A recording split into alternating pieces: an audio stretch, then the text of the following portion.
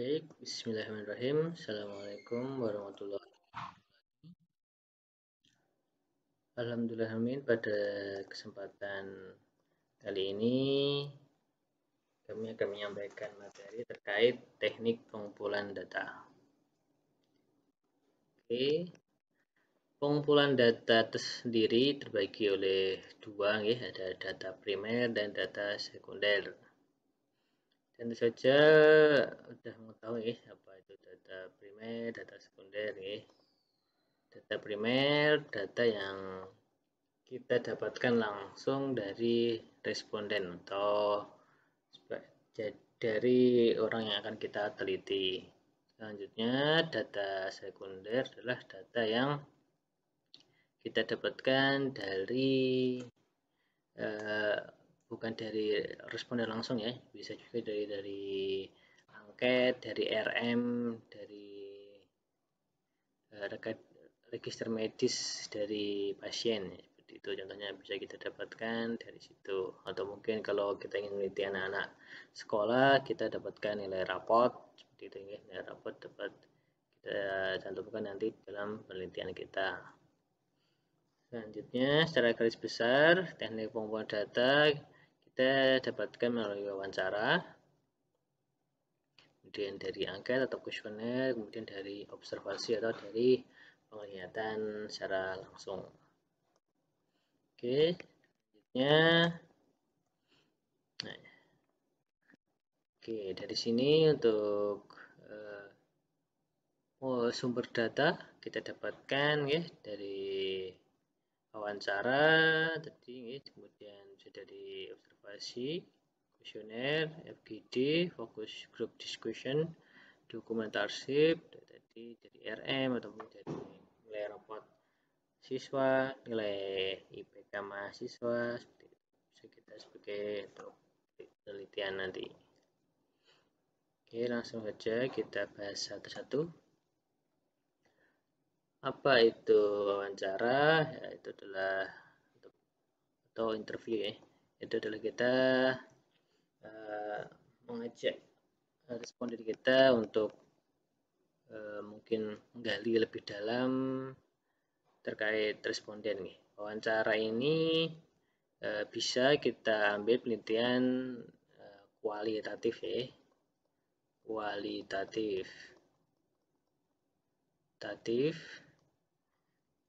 karena nanti kalau seandainya Bapak Ibu ingin melakukan penelitian dengan wawancara, tidak perlu menggunakan dengan SPSS, seperti itu. Oke, wawancara atau interview ini dapat kita lakukan juga untuk melakukan pre penelitian atau kita melakukan studi pendahuluan terlebih dahulu. Jadi mungkin di suatu bangsa, mungkin di ruang HD, ruang hemodialisa, kita ingin mewawancarai 15 orang. 15 orang itu kita wawancarai, 15 orang kita wawancarai. Kira-kira sebanyak 15 orang ini keluhan yang paling sering dirasakan pasien HD itu apa, ya? Pasien HD itu mengeluh apa aja? Bisa kita tanyakan. Jadi ini merupakan studi pendahuluan. Kita tanya pada 15 orang tadi untuk menemukan masalah. Kemudian dari 15 orang itu mungkin masalah gangguan tidur 10 orang. Ya, jadi kita bisa mengambil penelitian itu, ya. Jadi dari 15 orang yang mengalami gangguan tidur 10 orang. Jadi kita bisa mengambil penelitian terkait gangguan tidur pada pasien HD, seperti itu. Oke, lanjut.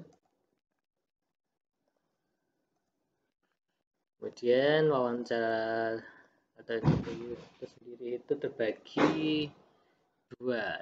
Pertama adalah wawancara terstruktur, yaitu kita sudah dengan pasti ingin mengetahui informasi yang akan kita dapatkan. Jadi kita sudah tahu apa yang kita dapatkan dari responden, kemudian kita sudah menyiapkan pertanyaan-pertanyaan yang akan nanti kita tanyakan ke respondennya juga. Selanjutnya wawancara yang tidak terstruktur, kebalikannya Jadi wawancara ini adalah mendalam atau in-depth interview. Kita tidak perlu menggunakan pedoman untuk wawancara. Jadi kita mengalir aja wawancaranya, mengalir wawancara ke respondennya. Oke, ini harus diperlukan juga terkait dengan ini kedekatan dengan responden untuk wawancara ini agar data yang kita dapatkan itu benar responden itu tidak mengada-ngada ya. Jadi responden itu terbuka, jadi tidak ada yang ditutupi agar hasilnya juga bagus. Selanjutnya di sini apa yang perlu kita perhatikan saat kita akan mewawancari orang. Pertama tentunya kita harus bisa mendengarkan semuanya, mendengarkan apa yang disampaikan oleh responden Seandainya itu melenceng jawaban dari responden, mungkin kita bisa mengarahkan agar jawabannya itu bisa kembali seperti yang kita tanyakan. Selanjutnya tentu saja kita harus bisa berinteraksi dengan baik dengan orang lain Harus mampu menggunakan kata-kata yang mudah dipahami. Tentu saja orang awam, mungkin kita ingin mewawancari oleh orang awam, tentu saja bahasa jangan menggunakan dengan bahasa yang susah dipahami atau bahasa medis seperti itu. Oke, selanjutnya kuesioner. Kuesioner tentu Bapak Ibu sudah sering dengar ini atau angket. Jadi kita memberikan pertanyaan kepada responden untuk mungkin tingkat kepuasan pelayanan di rumah sakit, kita checklist gitu, ataupun kita pilih dengan cara menyilang. Oke, kuesioner itu sendiri adalah pertanyaan bentuk skala pengukuran. Jadi skala pengukuran tentu sudah mendapat materi dari materi sebelumnya Skala ada skala nominal, skala ordinal, skala interval, skala rasio. Tapi biasanya dalam penelitian ini skalanya biasanya skala setuju, tidak setuju, sangat tidak setuju, seperti itu. Atau mungkin jawabannya ya, tidak. Jawabannya biasanya ada dua pilihan itu Puas, apa tidak puas, seperti itu. Dan biasa harus umum, kecuali kalau seandainya kita meneliti sama perawat, tentu saja bahasa yang medis tidak apa-apa karena tentu saja kita memahami bahasa medis bagi seorang perawat. Kemudian tipe pertanyaan tidak harus tipe pertanyaan bisa dengan terbuka. Kalau terbuka ini adalah contohnya isai jadi responden bisa menuliskan jawabannya dengan isai. Kemudian tipe pertanyaan tertutup, jawabannya sudah ya, tidak, puas, nah seperti itu setuju, tidak setuju, itu merupakan pertanyaan tertutup. Selanjutnya menanyakan hal-hal yang tidak terlalu lama mungkin kalau sudah sepuh, kita tanyakan hal yang sudah lama, tentu nanti akan sudah lupa sudah susah untuk mengingatnya. Selanjutnya prinsip menulis kuesioner atau angket.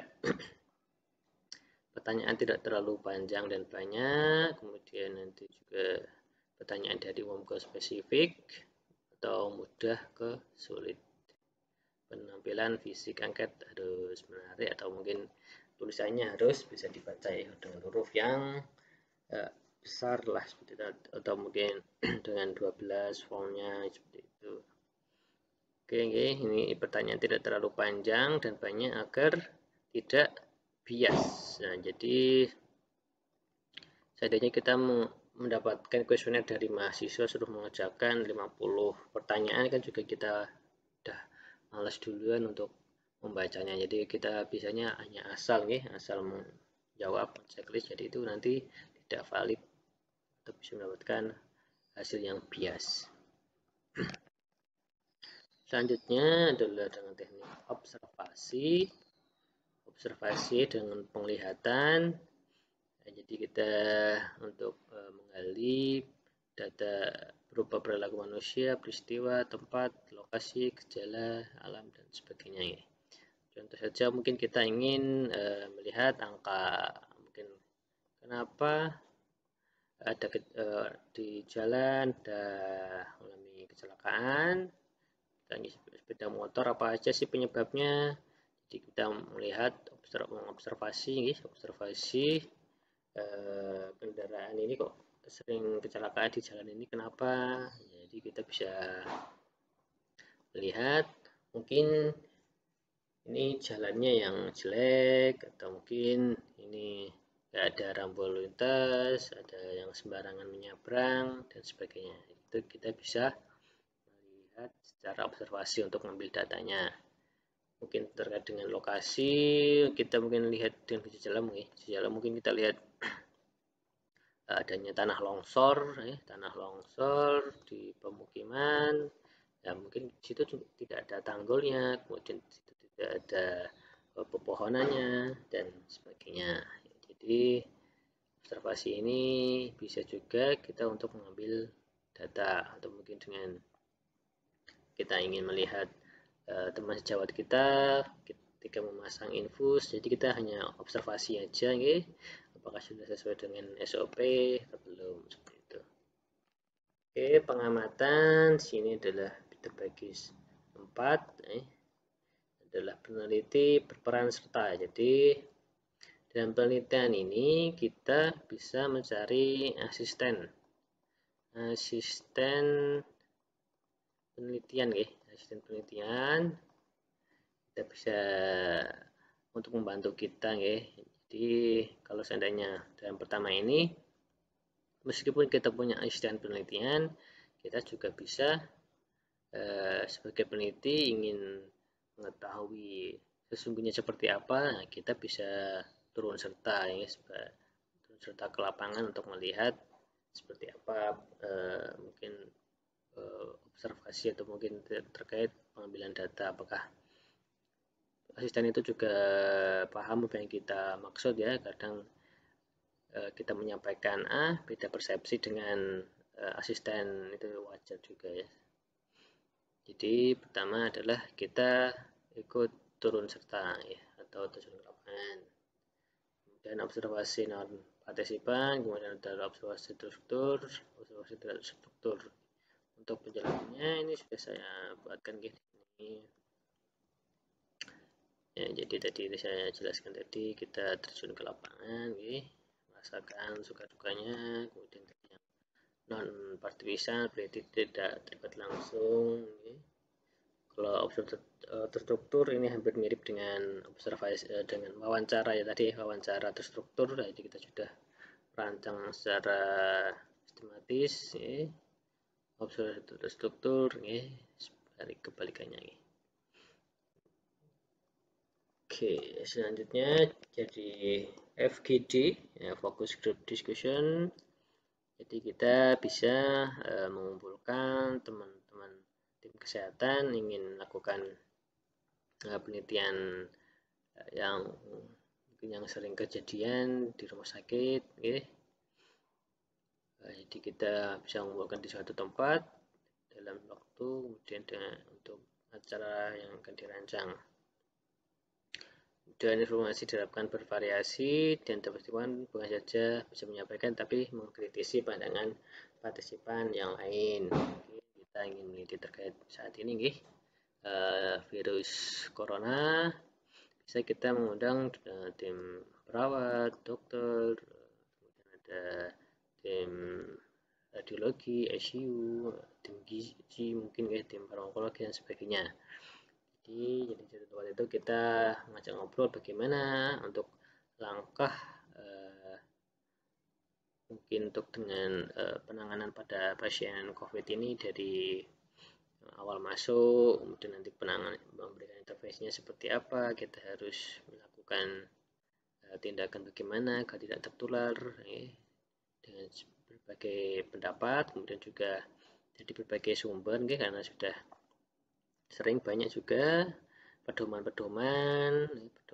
kita sebagai tim medis bagaimana sebagai petugas farmasi, dokter, sebagai farmakologi ada itu SOP atau pedomannya masing-masing, jadi kita bisa mendapatkan informasi yang bervariasi jadi kita bisa saling tukar pikiran, pendapat, jadi nanti saat ingin terjun, ingin melakukan penelitian bisa lebih baik lagi hasilnya yang diharapkan. Kita juga bisa menjadi sumber referensi tim kesehatan yang lainnya.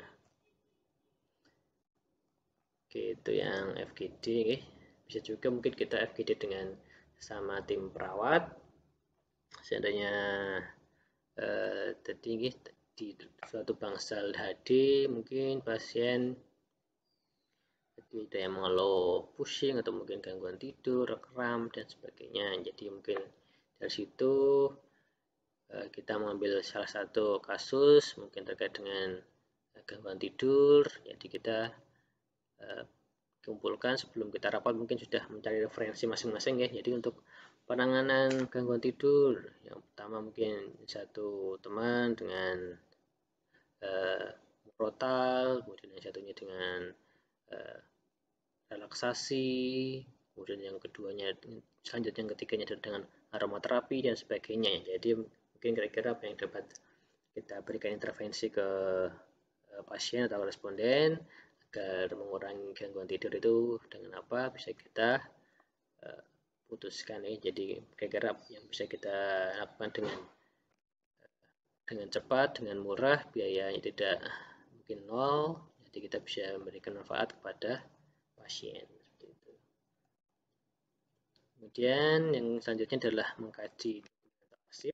Tadi kita dari awal tadi bisa kita ambil data dari RM, rekam medis pasien, atau mungkin kalau di siswa-siswa dengan rapot, nilai rapot, nilai rapot, atau mungkin kalau mahasiswa dengan IPK seperti itu mungkin kita bisa ambil dokumen-dokumen, kita melihat-lihat mungkin di suatu rumah sakit kira-kira penyakit yang paling banyak 10 tahun terakhir apa?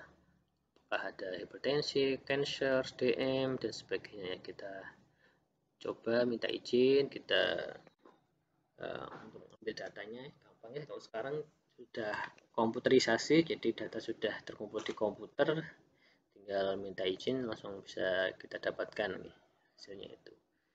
Jadi mungkin terkait hasil 10 tahun terakhir penyakit cancer, jadi mungkin tindakan apa gitu ya, kita sebagai perawat agar kejadian cancer itu bisa menurun ataupun berkurang.